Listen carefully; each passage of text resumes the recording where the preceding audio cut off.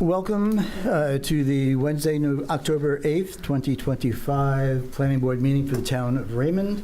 The Planning Board will come to order. The board does have a quorum, and we'll start with roll call with Jackie. Jackie Sawyer. Stephen Clark. Greg Foster. Robert O'Neill. Mark Childs.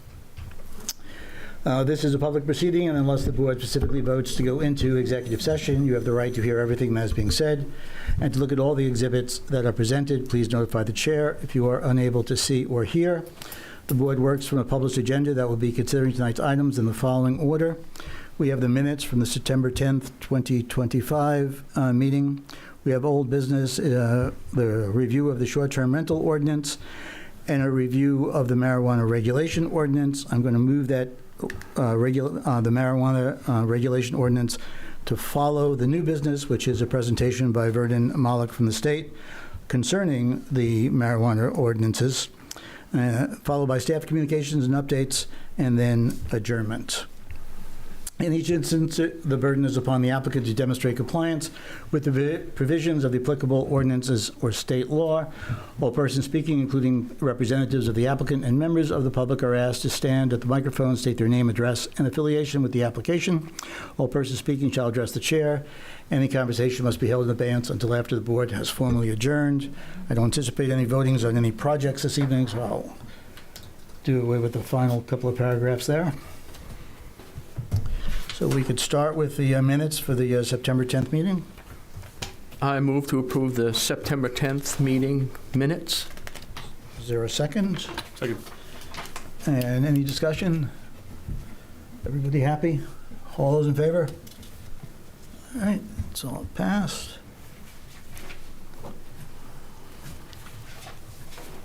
Bob Kevin's son. I'm sorry? Yeah, Kevin just. Kevin's son. Oh.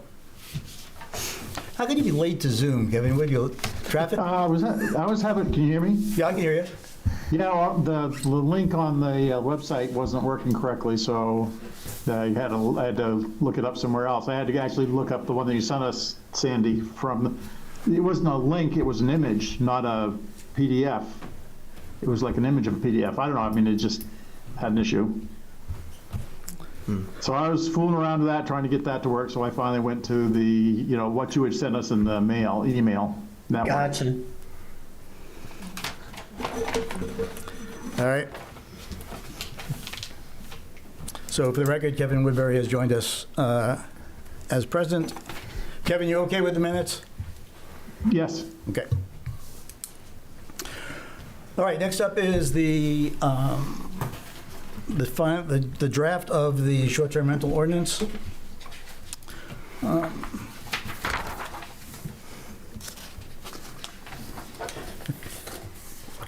Just a timeline type thing.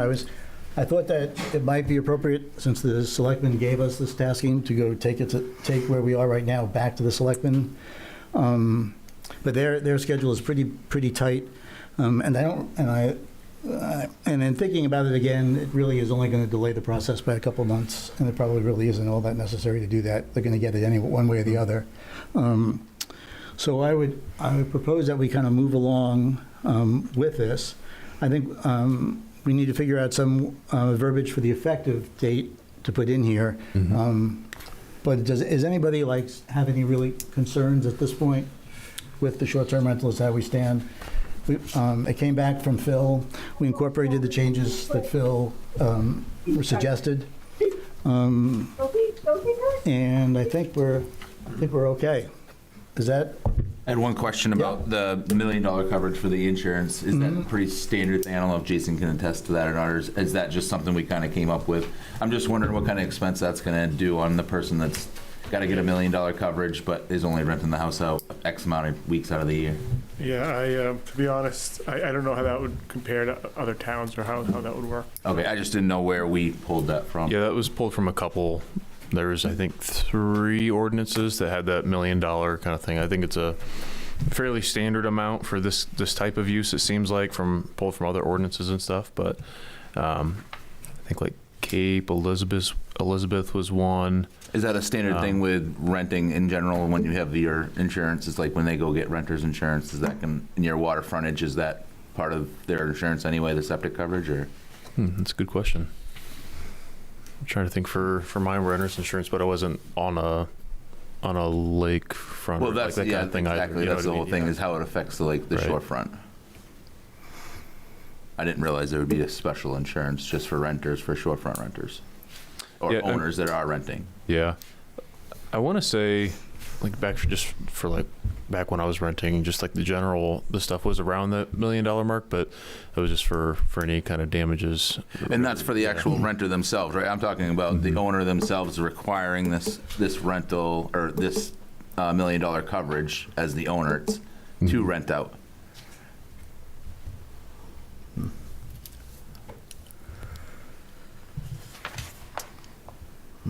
You're thinking it should be less? No, I just didn't know if it's an Just- added expense to somebody who's, renting 4 or 5 weeks out of the year, Right. opposed to the person that's renting the whole summer. Or whether or not it's lakefront or not lakefront. Correct. Yeah, that's a good point. Yeah, my cousin is in the insurance business, and I sent him a message and asked him about this. And I asked him if an incidental owner just had his regular homeowner's insurance, would that cover any of this?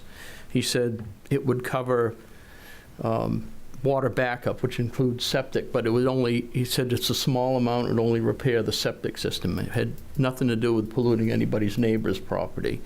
And he said the only way that he sees that it could be covered, depends on who writes the product, would be to have a whole separate insurance just to cover that specific item.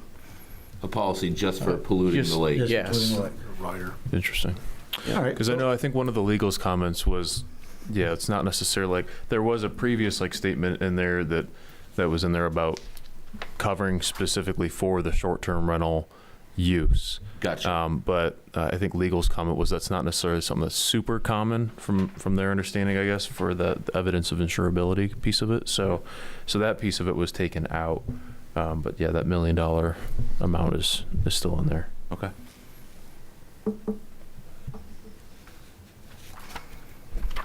Well, in the beginning, we were talking about our concern for people that just incidentally rented their property like that, and it seems this is not going to be very good for them. Having to buy extra insurance. And I don't know what we're going to charge for fees. We talked about tiered. Mhm. Were those are specific to fees, correct? Correct. But we don't have those in there. Well, we would not put those in there, those selectmen. We'll put that. Okay, okay. yeah. And to touch on the fees and inspections, we were going to do inspections prior to any of these being issued occupancy permits for renting, right? So we would do a septic test or hire out someone to do a septic test to know what the capabilities are, ask for the proof of the septic system if they have it. I think they'll be involved in the application. They'd Yeah. have that when they apply for the permit. I don't think they would apply and then we'd say, you have to go get the septic. Right, yes. No, I'm saying we would, but that's part of our inspection as well, is the septic, in order to give that occupancy permit for renting. Right, but we really can't inspect the septic. That's something that's generally done by a third party. We don't have the equipment to go in and scope somebody's septic system and look at it, and nor the expertise to see exactly what we're looking at through that. So I think that's why we said, have a third party, they inspect it, and then once they sign off on it, I think would be part of the application. Okay. That makes sense. Yeah, I guess my holdup is just the added, like Greg said, the added expense for get that $1 million coverage just if you're in that shoreland zone and you have a system. But to some people's point, if they have a new house, new septic system, that should all be up to snuff, really. But yeah, I guess that was my only holdup. Well, we could leave it, and we could do a query as to what it's actually going to cost.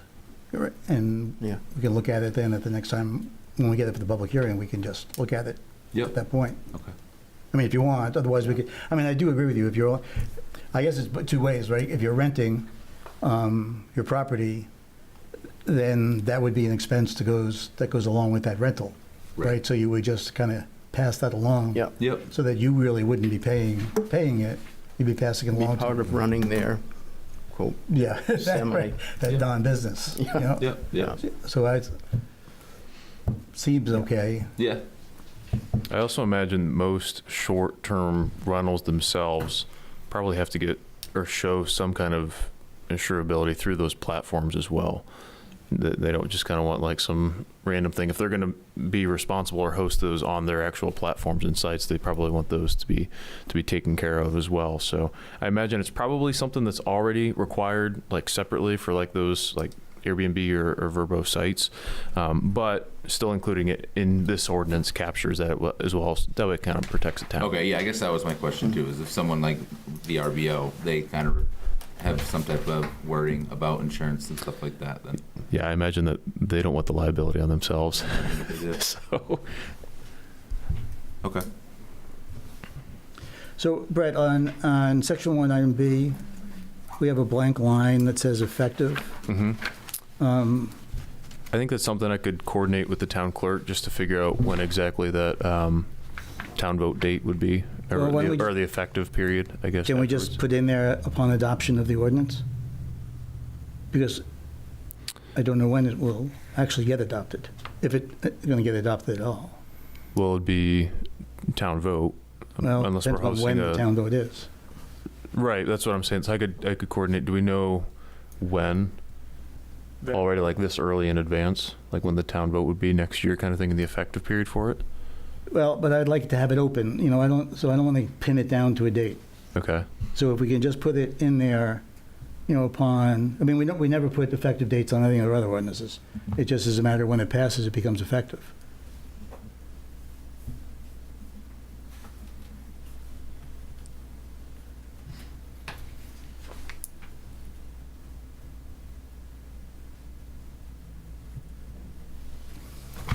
Yeah, and I think some of our other ordinance amendments have like little brackets underneath the actual text to show like when it was amended. Right. That kind of Yes. thing. Okay. Anything else on the short-term rental thing? Okay, so we all set, move this to a public hearing for the next meeting? We're comfortable with it? Good to go? Okay. Sandy? Public hearing, short-term rental, what are we in? Yes, sir. November meeting. Yes, you would- sir. If you would advertise that. I will get that taken care of when I come back. Thanks, Sandy. You're welcome. Don't we have to That's, notice for 30 days? Didn't we bump our meeting next month? Is it a different day? Mm-hmm. Where are Yes, Jackie, the meeting next month is November 17th.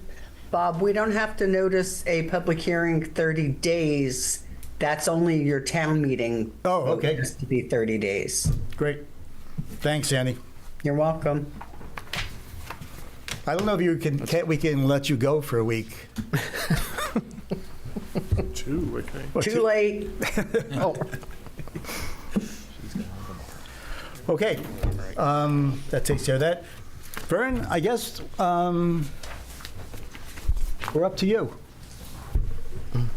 Yes, please. Hey, everyone. Is this on okay? Or do you not even need it to hear me? I'm sorry? Is this on okay, or? It should be. You're all set. Yeah, it's, Perfect. Thank you, everyone, for having me. My name is Vern Malik. I'm the Deputy Director of Operations at the Office of Cannabis Policy. I oversee compliance and licensing. And I guess I didn't come with a prepared presentation for you all. I'm happy to answer questions or give you a brief sort of review about what I read just in the last few minutes on your proposed ordinance changes. It's really entirely up to you. that would be perfect. Okay.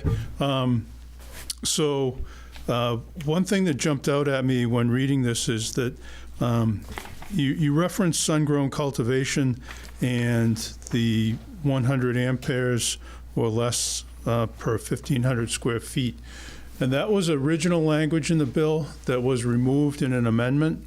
So if you want to do that, that's fine. But it seems like you were trying to be reflective of pending legislation that's on the governor's desk right now. And that language was removed entirely as being really too difficult to, from a compliance perspective, to enforce. The amperes just refers to the amount of service coming in the building, not the amount of electricity that's used. And we felt like it would be very complicated and burdensome for our office to enforce, and the legislature agreed and took it out. You can Okay. do you. If you want it in there, that's fine, but I just wanted to point that out. It is an amendment that shows up on the LD search page for the legislature. I just confirmed that.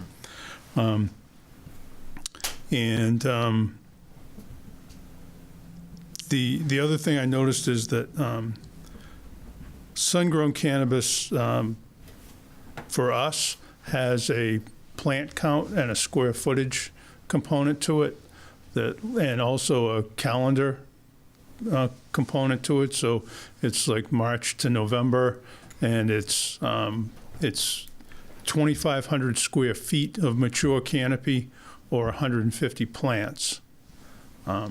So we specify that as part of sun-grown cultivation. Bert, do you have is there any guidance as to where that can take place? We just say outside, essentially. Outside. And it can be in a greenhouse, but it has to be with, sunlight as the primary energy source for the plants. And so it would, we'd be looking at like hoop houses, or, in some instances, there are some greenhouses that are solid walled with, with a clear glass roof that allows sunlight in all the time. But those are structures that are used year-round by some growers. But for this particular application, it would be only during those months, that March to November month period. And then you've put some setbacks in. Not seeing the entire ordinance, I don't know if you contemplate things like, what if it's not a medical caregiver? What if it's a person who's a resident of the town, lives at a certain plot of land, and they want to plant plants to say they're a medical cannabis patient? So a patient is allowed 6 mature plants and 12 immature plants at any given point in time. And I have been to places where there were as many as 6 patients cultivating outdoors at a time. So that's 36 mature plants outside. And, outdoor plants get very large versus indoor plants that are cycled much faster. So I don't know if you want to factor that in or not.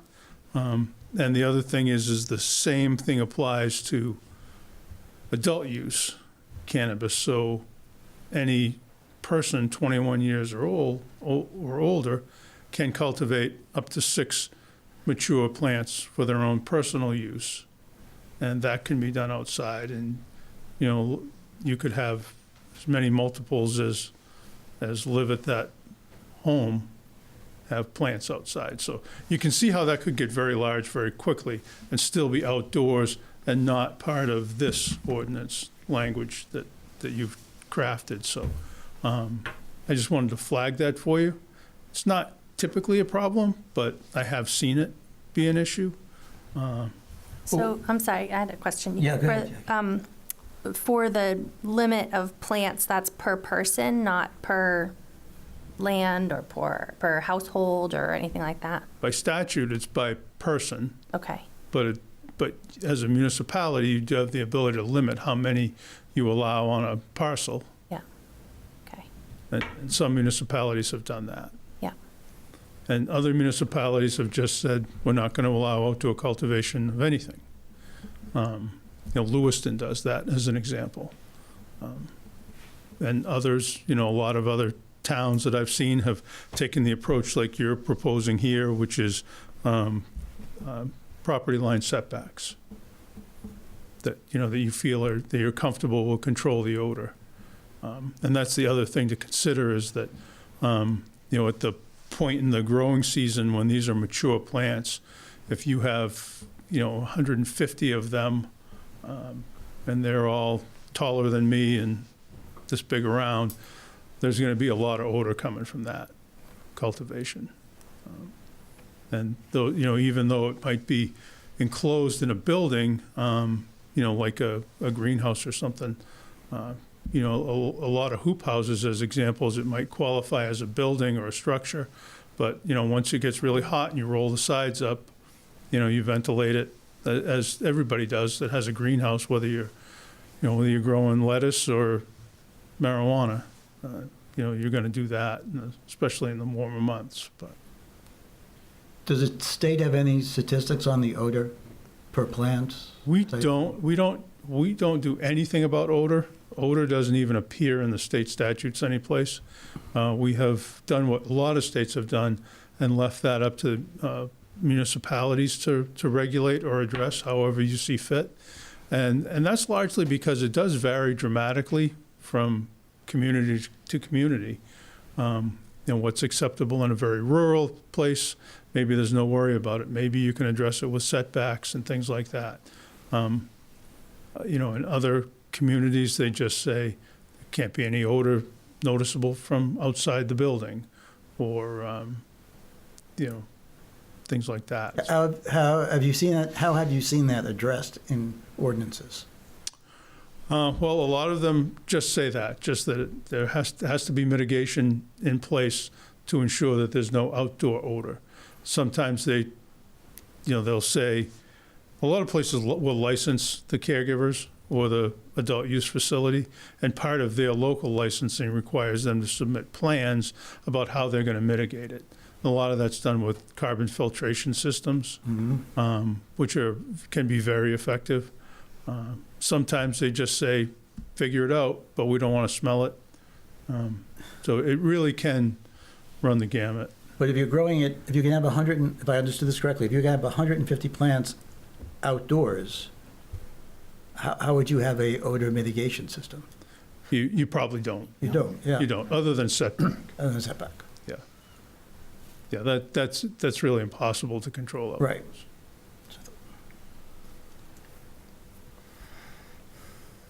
I had one question. Yeah, sure. So Vern, the 150 plants or the 2,500 square feet, is that an either or whatever is more or whatever is less, is the grower choosing one of those two? The grower chooses which one they want, and they'd have to make that selection with us when they get licensed. And that's what we would inspect on. I will say that, 150 plants outdoors would take up quite a lot of space. So it would be pretty big greenhouses like that. What I would expect is that if somebody was doing a greenhouse, they're probably more likely to go with the 2,500 square feet. And with that growing season from March to November, there's a possibility that they'll turn those plants as opposed to having just one crop. The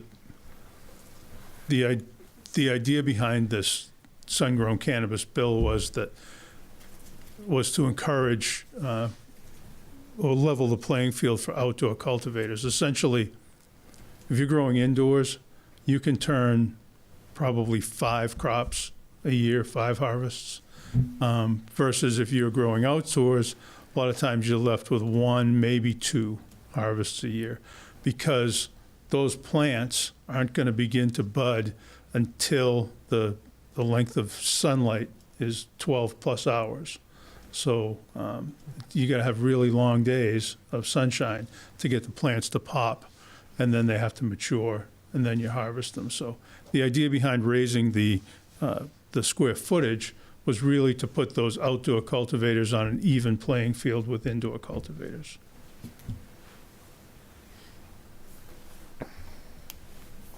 Probably more information than you wanted.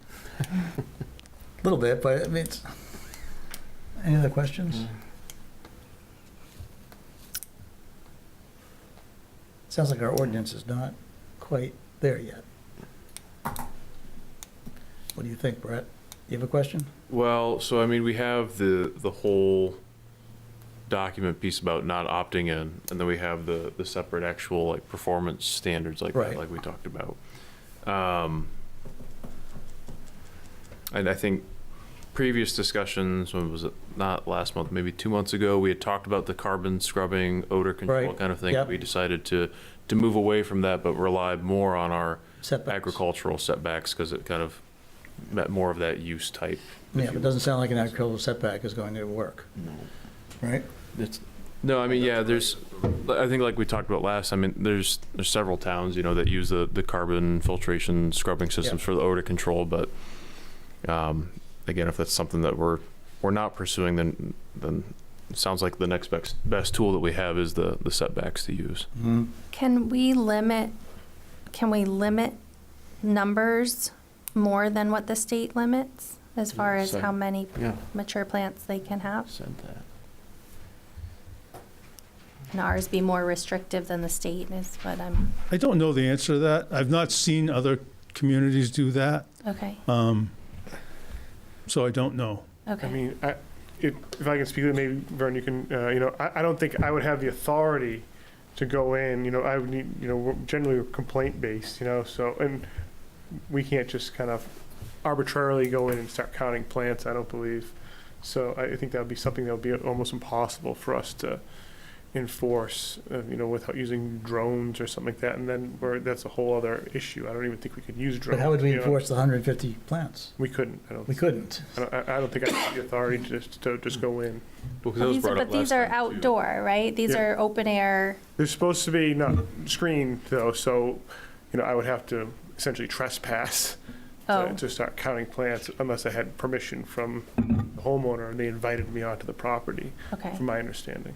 Well, one thing that I will throw out there is that it's very common for municipalities to require local licensing of caregivers.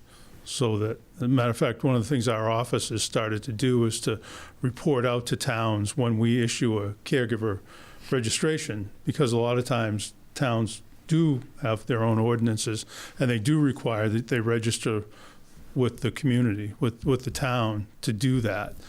Same as, you might have to get a license to have a bar or, a convenience store, things like that. So I have seen people do that and then, charge a fee to administer that program, that registration or licensing program. And that gives you the ability to go in and inspect anything that you do license. So that's a very common approach that municipalities have taken. And would that allow for someone to work with the homeowner to figure out where would be an optimal place to put the grow and what, you would be able to go ahead of time to see like, how is this going to Set up. affect your neighbors or whatever?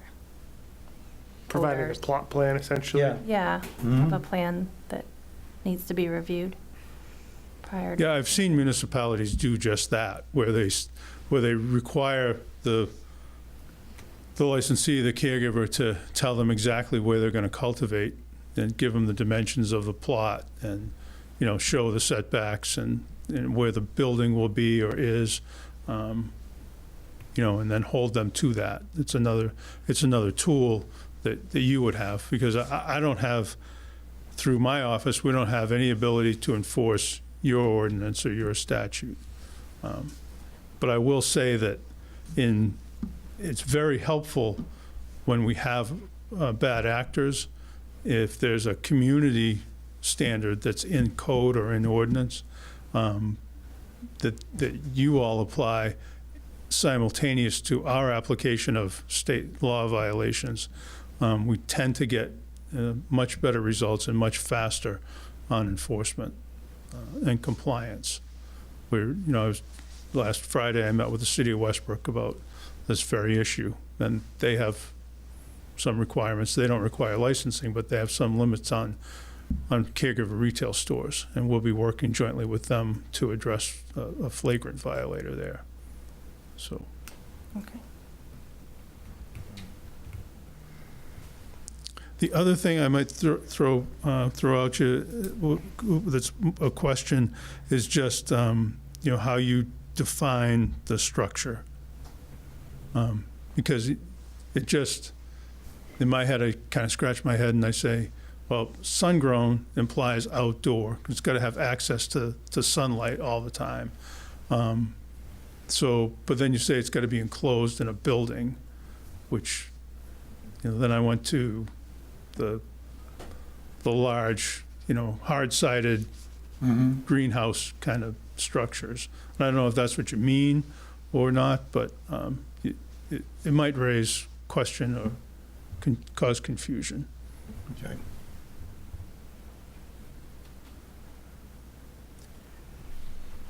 Any other questions?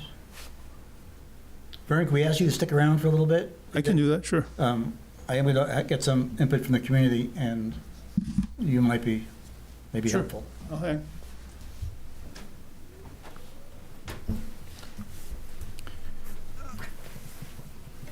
So I do want to take some comments on the marijuana regulations from, if anyone's here that would like to talk about it.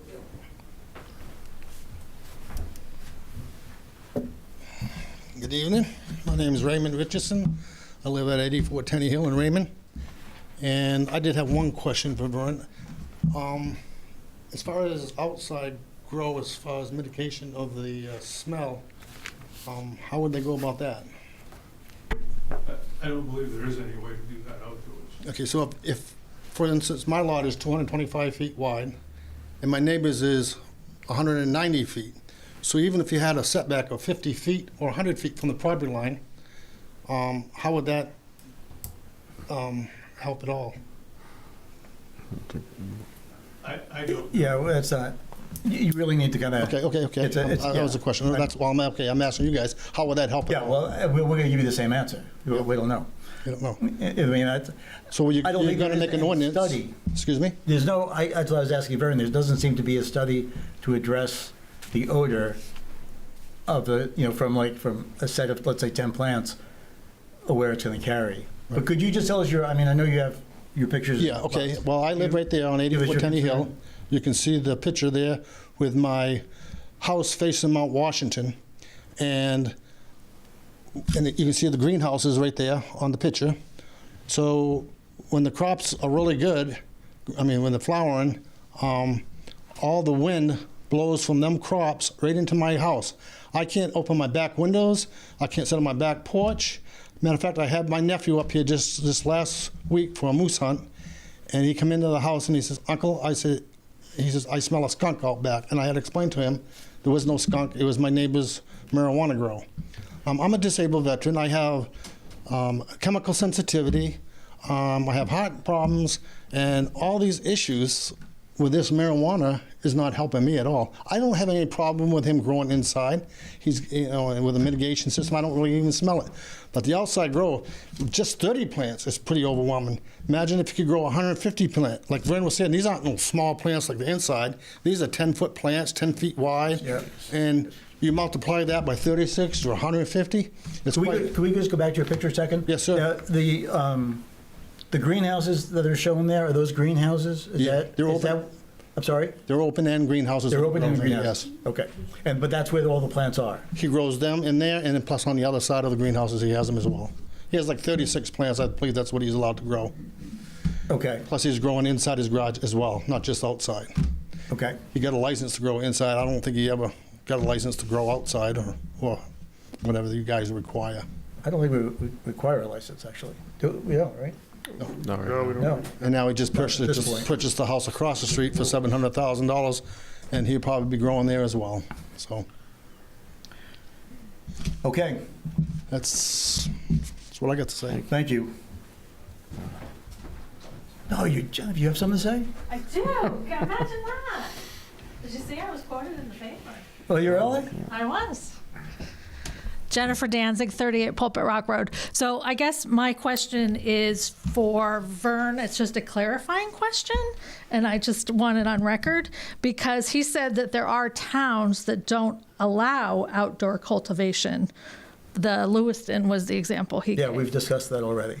Okay. So what are we talking about here? So are we not allowing outdoor grows? Are we just talking about indoor with greenhouses and the sun grow is, the sunlight through the roof?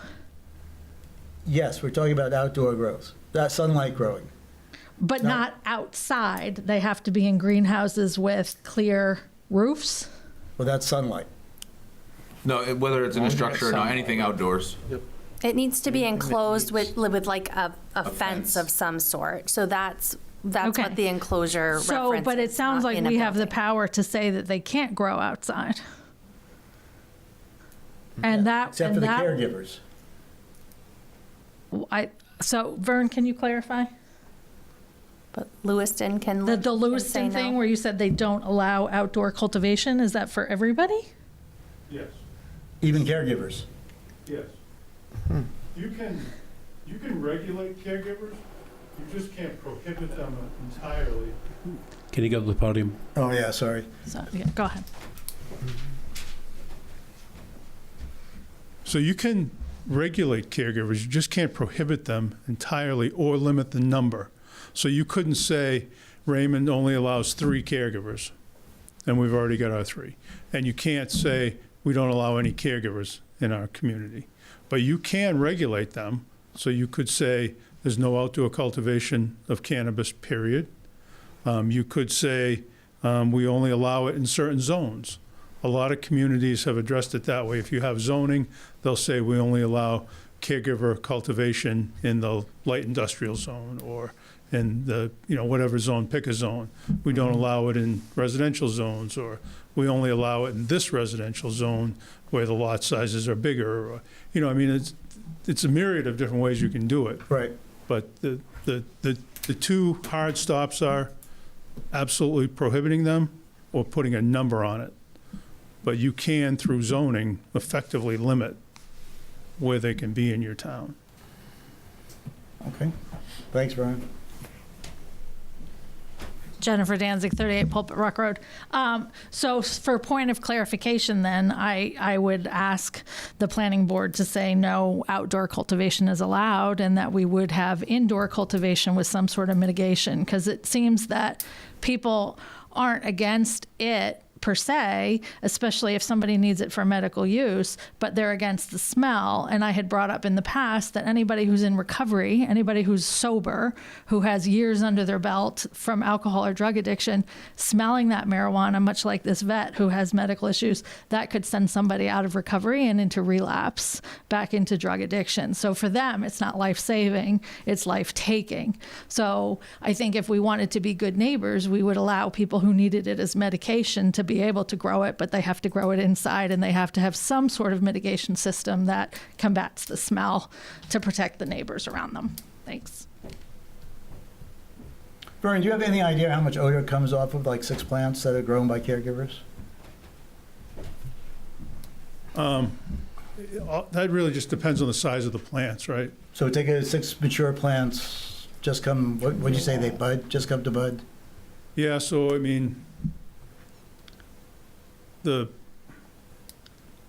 I know it's almost a possible question, but if you Yeah. had like a 25-foot setback, is that going to be sufficient to control the odor? Would 50 feet definitely do it?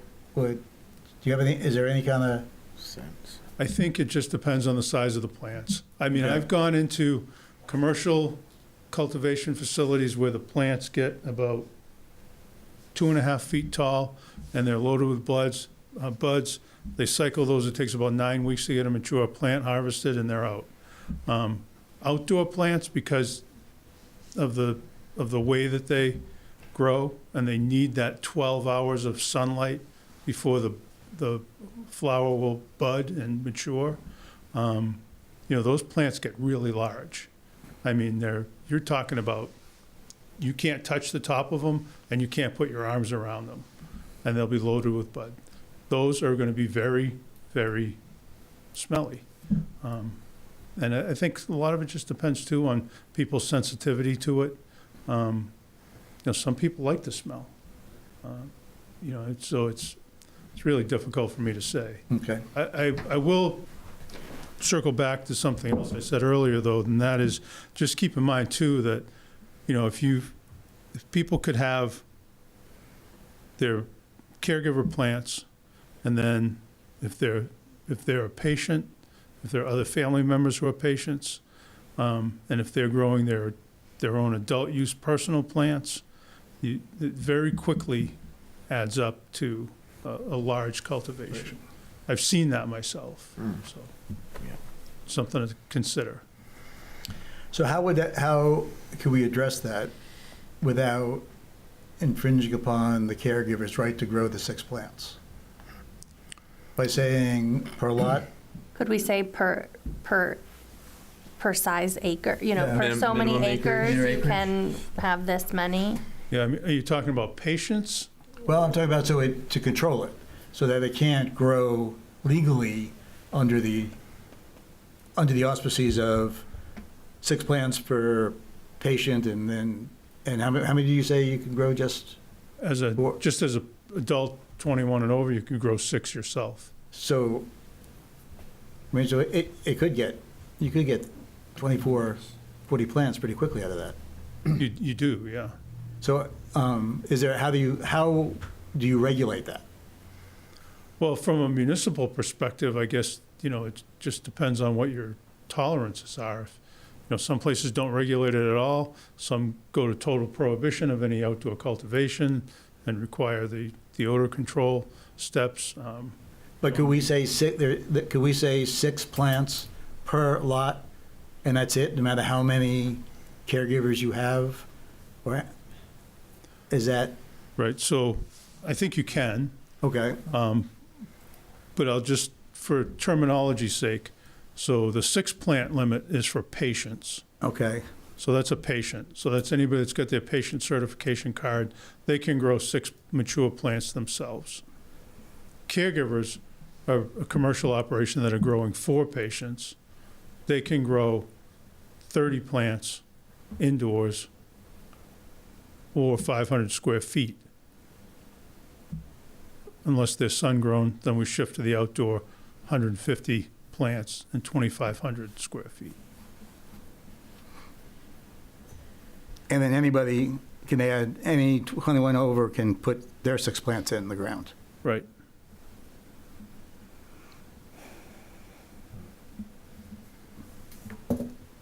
I think somebody had made this point, but it's important to think about, like odor, again, is one of those things that's highly subjective. Yep. And there are other industries that produce odors that some find offensive, like cow manure or, animals, things like that.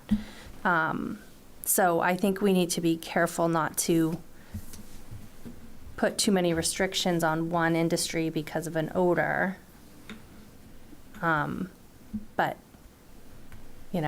just something to think about, I guess.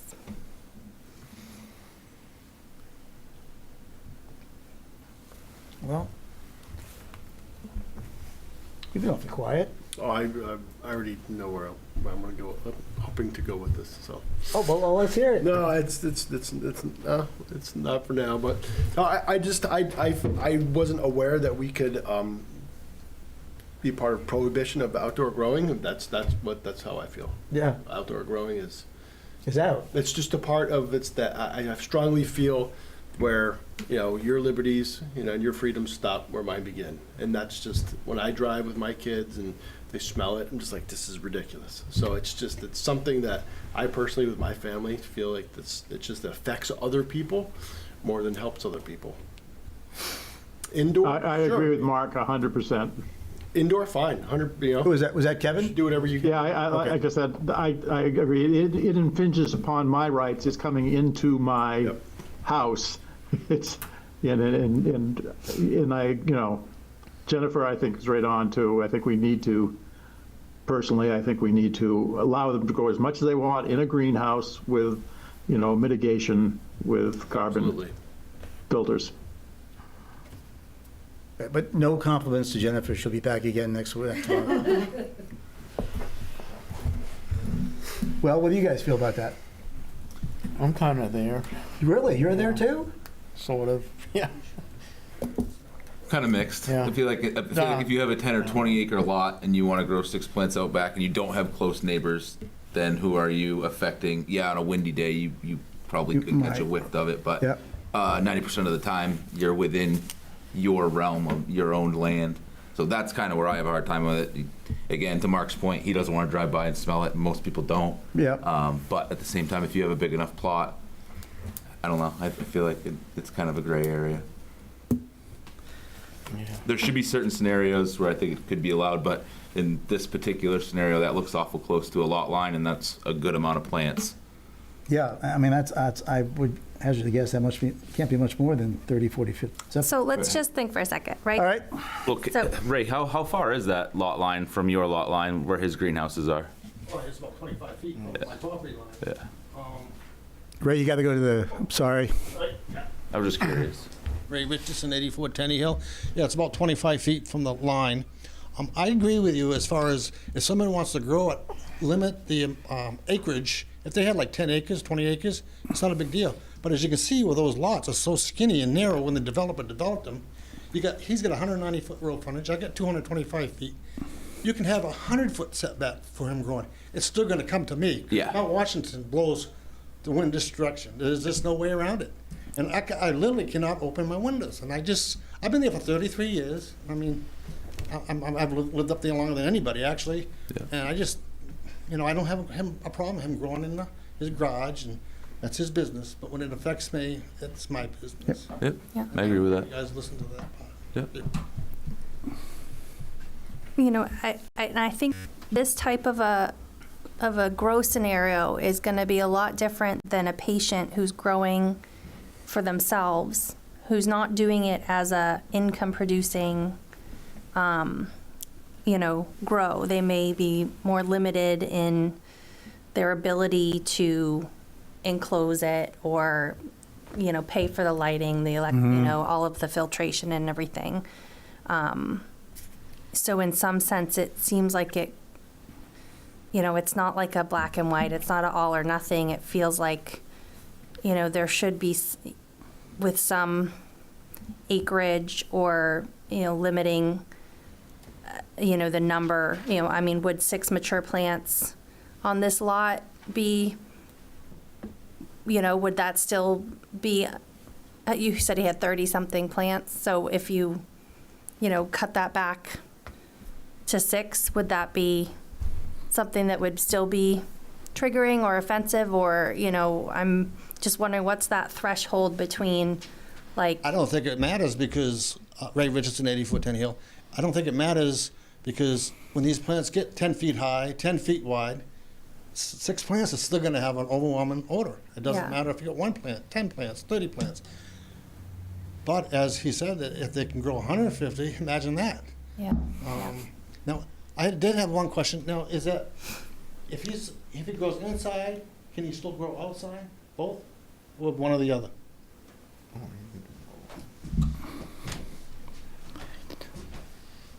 So under the sun-grown cannabis proposal that's before the governor, that isn't law yet, you would be limited. You would have to choose one or the other. I will tell you, because confidentiality requirements are largely lifted, the scenario that Mr. Richardson faces, we've inspected that caregiver this year. All of his caregiver plants are indoors. Everything outside is beyond the scope of his caregiver activities. So those are potentially patient plants or plants that belong to adults that live in that property. So if he's smelling odors from those greenhouses, it's not from medical cannabis. It's from what? What do you... Recreational cannabis. Recreational Or or patient. medical patient plants. But I can't say Same whether plants, or not- different label per se. Yeah, I mean, it's, and that's the thing is that, cannabis is cannabis. It doesn't, but Right. I'm just saying that what he's licensed to do is being done fully enclosed this year. Because last year, we leveled some fines on him for exceeding his plant canopy with an outdoor grow. So this year, he's not doing that. But he does have plants outside that are outside of our program. And correct Kind me of if a- I'm wrong, but becoming a patient is not a very difficult process, is it? Not at all. Okay. So it's more or less a loophole. He can have his medical inside, and then if he has 2 renters and has personal use on the outside and maybe another patient, then those 6 go to times however many people are there on the outside. Yeah. Okay. Vern, I'll have to disagree with you on this one. He grows inside, and he may say that he's growing plants for his friends, whatever, but, Right, I don't really, it's not appropriate to talk about individuals, actually. So okay, well, I'm just- I know. I know what you're saying, and we got off of it. I don't want to go too far down that tangent. Okay, that's fine. But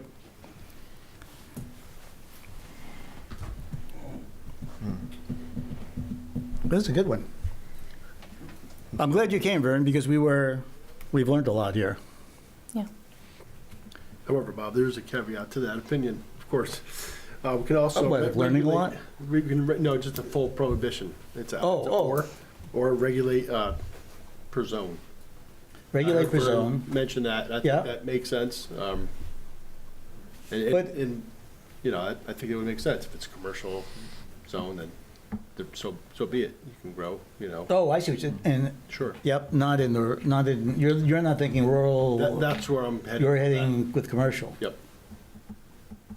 Yep. Okay. If it's a commercial enterprise, then it's, I don't want to link the two, but we just went over a very important short-term rental, and it's where we're Yeah. talking about business, not business. This is a business. This- This is now in a residential zone. Right. So which one is it? One is a business, one's not, but this one is, so I just want to be level playing field. Yeah, If it it's a makes business, sense. you're making money, then it doesn't belong in a residential Rental zone. set, right. So to that point, how would we then take our recreational users that want to have 4 or 6 plants out back? How do we regulate? Like, I get the whole regulating Yeah. the caregivers, because it's a business. They're making money off each one of those plants. The other people that are doing 4 to 6 in their backyard, do we just put a prohibition on it, or we just say, yeah, you can grow your 6, but you got to grow them in the center of your lot, or go back to a So that's the zoning hard part. issue? I started thinking about the acreage, because if somebody has 40 acres and somebody has 3, you can't tell the person with 3 you can't grow just because you don't have 37. Why not? Why can't we why take not? plan Yeah. per acreage? Because then you're the setback, you know, it would be less than 50 feet if you're, you know, if you have an acre. If you're on an acre lot, then you really couldn't fit the amount of plants you could if you had a 40-acre lot. And then you have to be in the back of your lot, and the back of a 1-acre lot is 110 feet.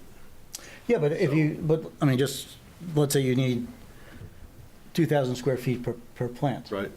right? So if you have, Oh, it would reduce the amount of plants Yeah, you're allowed to reduce- have anyway, yeah. yeah, but it would still allow for growing, but it would Right. reduce the amount of plants legally that could be grown. Right, the ratio. Yeah, A ratio, right. 4-acre minimum, whatever the case may be, and you have to have those setbacks Right. all the way around, because you already have your minimum frontage for a buildable lot anyway, 90% of the time anyway. But yeah, I think that's something to consider. That's a good idea. One thing I thought about with commercial, and maybe Vern, you can speak to this, where we didn't opt in, if you have a caregiver, I'm not sure if we can allow that in a commercial zone. I'd have to look into it, because I think we had this situation maybe come up. So we're not an opt-in community, so I feel like that puts us in a, if we only allowed it in the commercial zones, does that make sense? Yeah, I don't think that's an issue. I Okay. think you're clear in your ordinance that you are not opting in for adult use in any way, shape, or fashion. Right. And then after that, then there's caregiver activities, and then we do require you opt in for caregiver retail stores But not for the growth. or dispensaries or inherently hazardous manufacturing.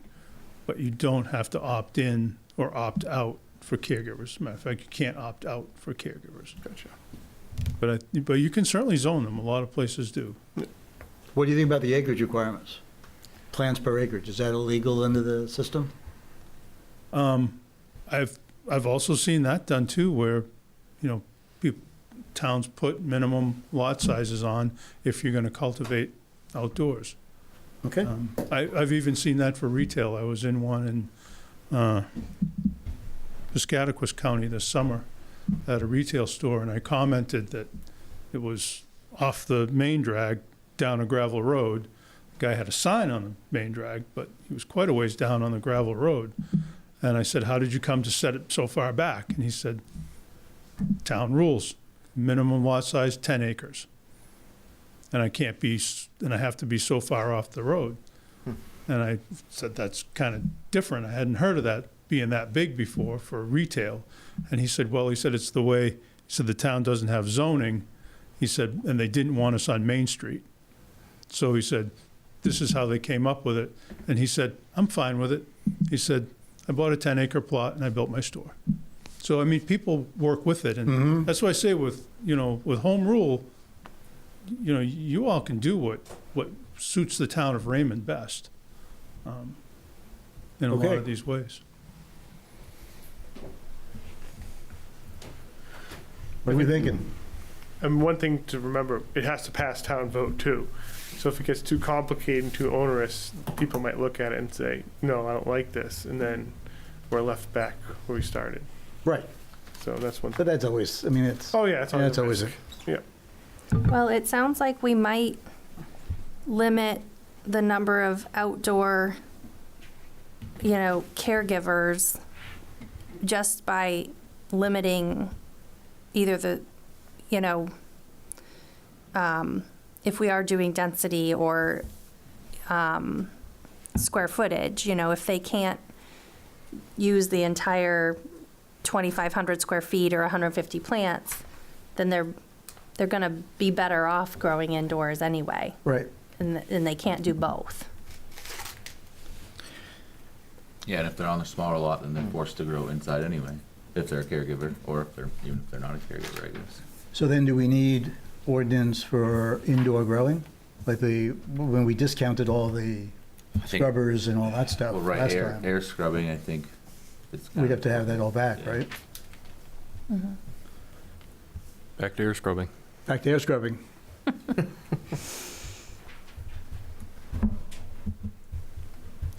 And do we want to do, I mean, I kind of like the plants per acreage. I think that doesn't take away the rights of anybody to actually grow a plant. If they have the space to do it, they can grow up to 6 plants if they've got enough acreage to support it.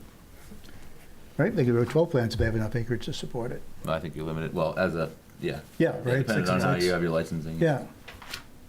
So we just have to, Are we talking just for the caregivers or for everybody? everybody. Okay. I mean, I make it simple because you're concerned about it getting too complicated. I'll wink at you. Would we still have in setbacks as well? Would we increase those? Because I know right now we have we reference the agricultural ones. Do we feel like there's maybe a better set of setbacks that might be more appropriate, or still sticking with the agricultural?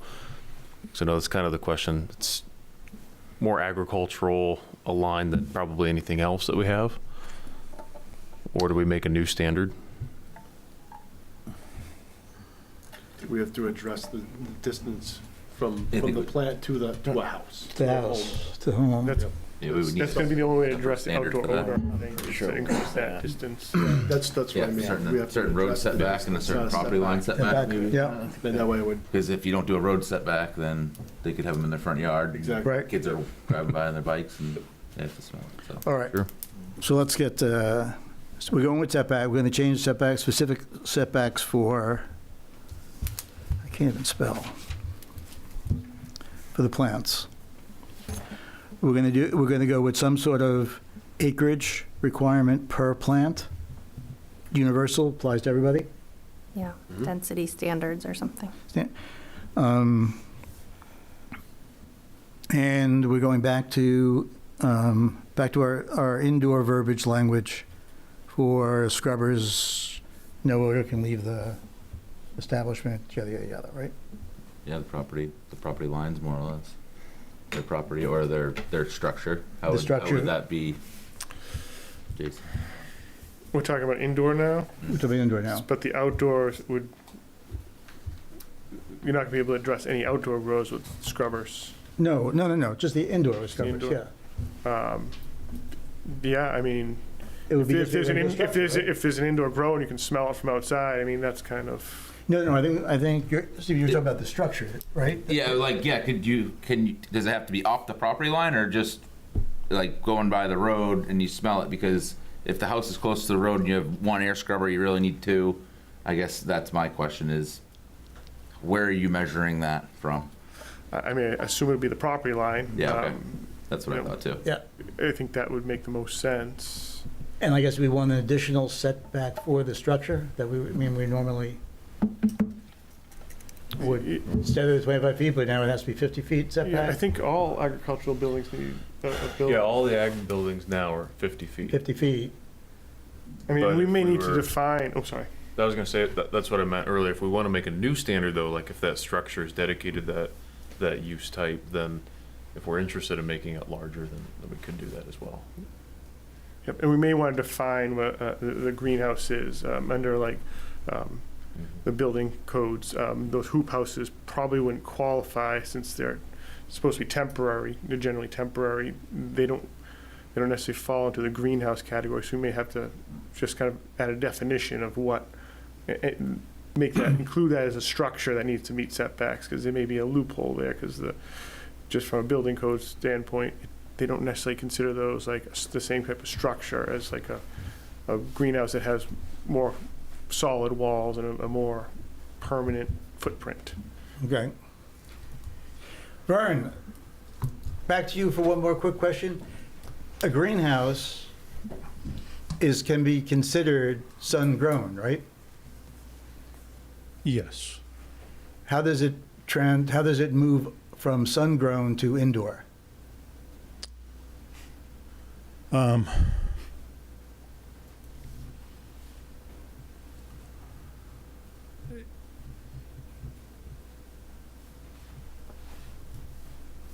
I guess what it is that a greenhouse can be considered sun-grown outdoor cultivation, depending upon the type of the greenhouse, right? Right. So if you're looking at, your standard hoop house with, a certain mil poly over the hoops, and they, those roll up on the sides to allow ventilation and things like that, that's what I think of when I say greenhouse.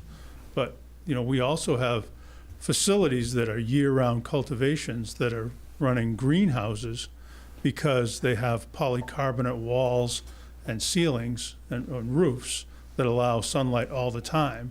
And they are climate controlled. They're on a concrete slab. A lot of those are heated. They've got shades that draw to control the amount of sunlight that comes in and doesn't. I mean, so a greenhouse can be an indoor cultivation, depending upon how it's constructed and how it's Okay. heated. Okay, so our plant limits will apply greenhouse or not greenhouse, Or a controlled environment. right?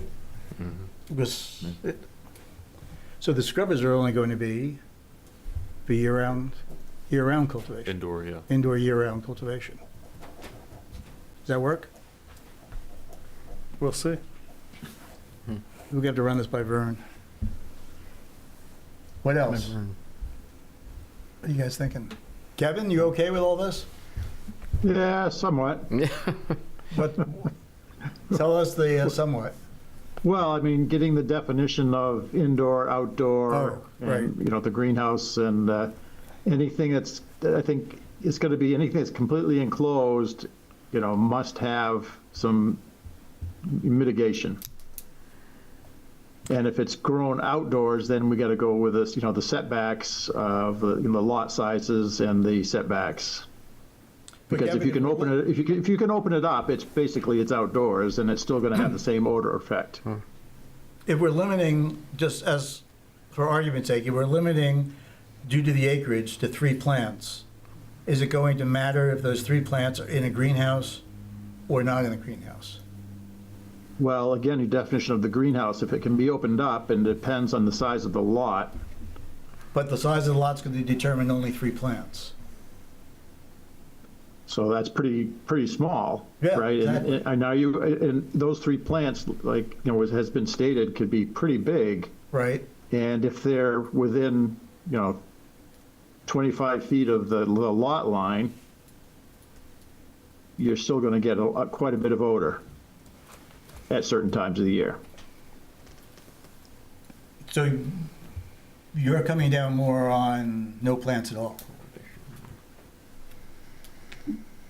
No, well, again, that's the lot size, and maybe we have to, even if it's only 3, maybe we got to have a bigger lot size and a larger setback. if they're going to be outdoors. Okay. I do have a question in terms of enforcement for Vern. I think there was a public comment a while ago about protections on who could inspect. And so I guess if the town is adopting standards that are stricter than state statute, when you're going out there for these facilities to reference whatever standards you are, is that something you would coordinate with the town code officer to try to meet up there on site?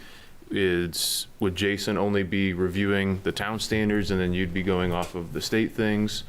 Or is he allowed to, what was it? There's like certain. Yeah, you're right. It was a medical discrepancy between us, a medical caregiver allowing the town to come in and do inspections because technically they're not allowed in their medical facility, not being a caregiver. Thank you, yes. I remember that conversation. Yeah. That's very good. Pretty well. Yeah, yeah, it was an interesting one. So I just want to make sure, like, if this is something where we're pursuing this, that, he still has that authority to be there on site or, at least referencing the criteria we'd come up with. Sure. So typically what happens is that my office, our compliance inspectors, will schedule and inspect and work independently of local municipalities, mostly because we don't want to just feel like you have to come because we're going. We're going to inspect and we're going to address issues that are specific to state statute and rule. We do work cooperatively with code enforcement officers all the time, and if the code enforcement officer wants to join us, we allow that, and we've also joined them if they think that there are issues that we would need to address, then we're happy to work cooperatively. As far as access is concerned, the statute talks about the caregiver securing the cultivation facility and limiting access to it. So it doesn't mean that you couldn't make them open the door and look inside, but you may not be able to enter that cultivation area. There have been some changes in statute around that. I know it was loosened for the adult use standards, and it may have been loosened for medical. I'd have to check that and get back to you on that. But there's definitely no reason why you couldn't gain enough access to confirm compliance with municipal statutes or codes.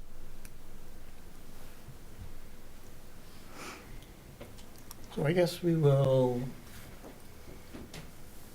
you're a builder, what kind of size? Square footage size For what? for one plant? Oh, I don't know how you calculate that. I don't know. Well, an acre is what, 40,000? 43,560, So, roughly 200 by 200 square. by 200, so you want to put 2 plants on that lot?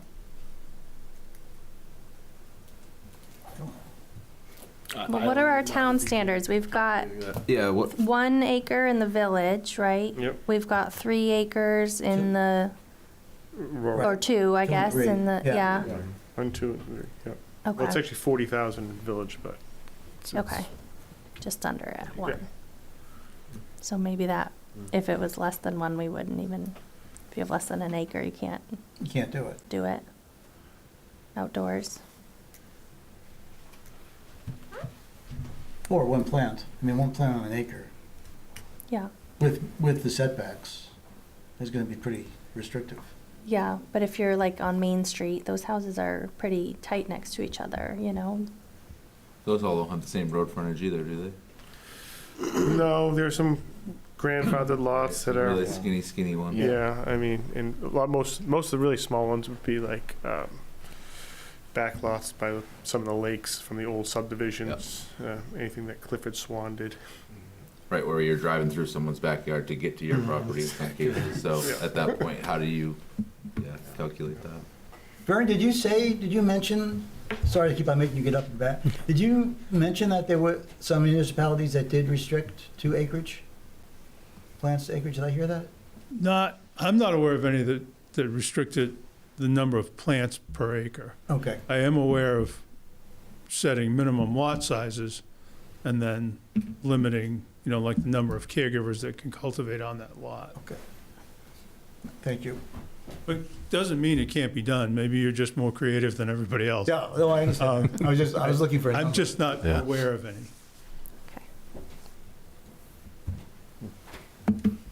What do you guys think? I was looking for the Hollis ordinance. They have an ordinance. I thought they had regulated the smell going over the line, but I don't find it on here. I mean, I wouldn't be surprised if they tried and then they said, we can't, the smell thing is just so subjective. It is. If a skunk could spray something somewhere and then all of a sudden you smell that, you confuse the two, Yeah. it happens. Yeah. So somebody could be, They were gonna have a finer sense of smell, and somebody could have no sense of smell. exactly. Can't, this smellometer. So- I've seen something like that, but I don't think we want to foot the bill. I don't think, Right. it's not cheap.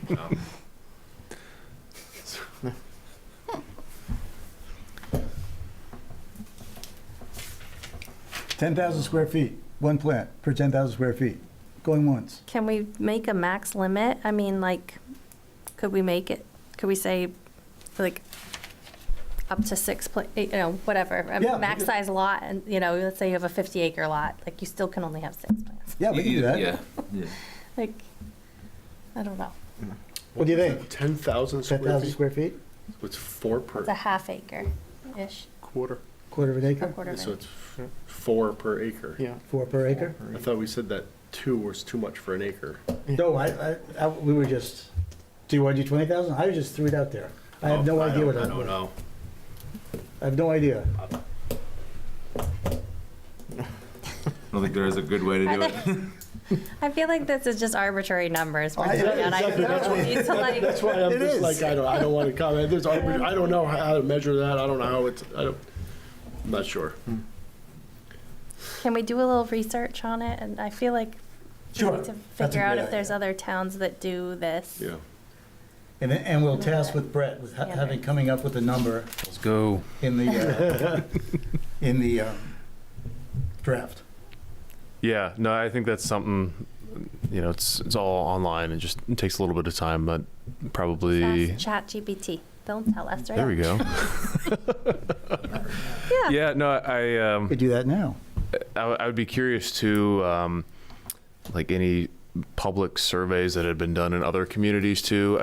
I was trying to see in here for our comprehensive plan, I didn't quite see any major themes that really popped up regarding this specific issue. But I'm sure there's other communities as well that, probably during, whether it's the adoption of their comprehensive plan or other ordinances, that there may have been some public engagement, results that said community feels strongly this way or that way, and might also give some direction as Yeah. well. So Okay. Does anybody have any questions for Vern? Vern, thank you very much for coming. My pleasure. Yes, thank you. Appreciate the information. You made us a lot smarter, and Need more help? Give me a call. yeah, we might not do that because, Make more work for you. thank you, Vern. Thank you. Thank you. All right, so we'll work with the draft. You have enough to work with the draft over there? yeah, I think I have plenty. Okay. A lot to chew on. One thing we talked about, a plot plan, would that be for anyone to grow? Yes. Okay. Outdoors, Yep. right? Yes. Yeah, outdoors. Yeah. Okay.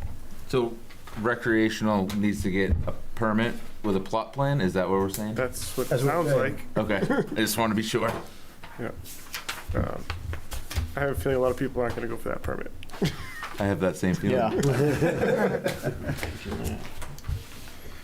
Yeah. Right, I think that will address your problem. Yeah. I mean, As long as it's not per person, no, it's going to be tied to the lot, the size of the lot. Yep. Well, it sounds like, you've got this limit if you're this limit if you're this, but it seems like you can just pile them on top of each other. Yeah. So what is the? It's a big yeah. gray area. Yeah. So, we have someone. Laurie Wallace, 36 Hi, Laurie. Rock Road. Hi. Just a quick question. Would raised neighbor be grandfathered? so that this would not impact his, No. We're not going to make it grandfathered. so you have that option? I'm pretty sure we do. Okay. Yeah, it said one crop a year, so it seems like it would have to, every year Reset, sure. reset type of thing. Be similar to the short-term rentals. Sure, right. We license. That's. There we go. Look at that. One doesn't weigh more than the other. It's even. The fee structure too could go up. Peter Peter. Levitt Road, yeah, just a comment because the comprehensive plan was mentioned, so I've got to say something. And basically, there was nothing in the comprehensive plan or in any of our surveys that registered any concerns regarding the town and adult grows or medical grows of marijuana. I don't recall anything like that at all. What I will tell you is that the comprehensive plan and what we heard from the community was very clear about what we need to do is look very much at commercial entities in residential areas. All right. We're down to staff communications and updates.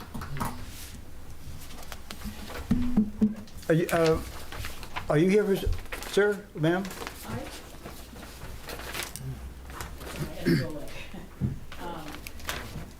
I'm Debbie Gearing. I live at 73 Jenny Hill Road, down the road from where Ray lives. I will tell you, this is all new to me, and I just found out about this a while ago, but the smell was unbelievable all summer long coming from the resident that Ray has been talking about. And I have small kids at my house. I'm not happy with this, I'll tell you that right now. And now, I guess they're purchasing the house that's next door to me that I have a concern about that they're going to start growing a lot over there as well. So that's why I'm here. Okay. Ray approached me, and he's been talking to some of our neighbors too, but I will tell you the smell has been horrendous. I don't know how many plants they had. I don't know. I didn't know anything about it till like the beginning of the summer. But it was hot and humid all summer long. Yep. It was horrendous. It was, you couldn't even get away from it. Like you said, you couldn't open your doors, you couldn't open your windows, you couldn't go outside. It was horrendous. So I just want to put my 2 cents worth in there, so. Thank you, I'm ma'am. not looking forward to it continuing.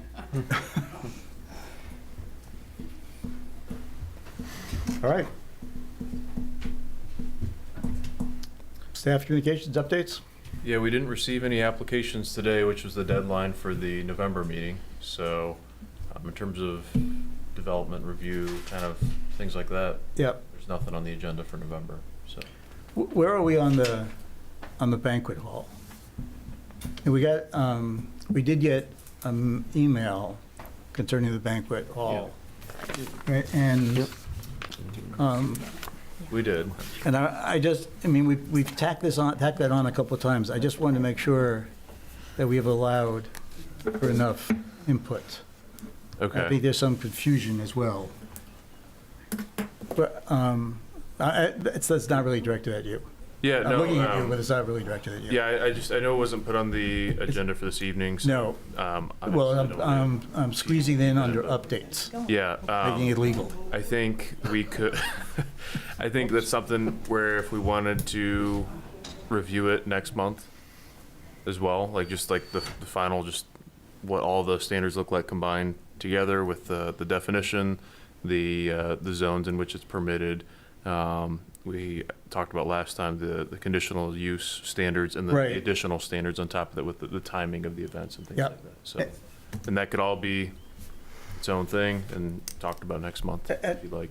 Is that, I do feel a little uncomfortable on this one. It seemed like it got lost a little bit. Yeah. Reading the letter kind of brought it back, but I also agree that was the next step, is to put a draft together with all those the zone conditions, and so I don't know about where it fell off from last time, but that's where we're But ready to. you feel the same? Yeah, way, it's though, kind of we got- disappeared. Like, what, yeah. Disappeared. Okay, good. I just thought it was just me. Okay, so Sandy, let's get the banquet hall on the agenda for November, please. Yes, that's one of the things that I sent you earlier today in the list of things that I believe should go on. But now I've said it, so it's official. Oh, okay. You got it. All right. And that is it, I think. That's the only three things, right? That we've got working. Am I right on that? Yeah.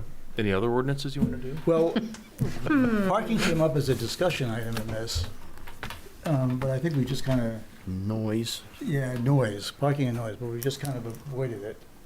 For, Oh, for STRs? Yeah, I don't want to put it into STRs. I'm just wondering if we want, if it's yeah, an that'd be like a ordinance. separate ordinance amendment, I guess, technically, because we're referencing our land use ordinance within the short-term rental ordinance, and then adding in that parking standard within there. Right, So that'd be a separate thing, yep. yeah, okay. All right. I'm okay then. Move to adjourn. Is there a second? Yep. All's in favor? Hi.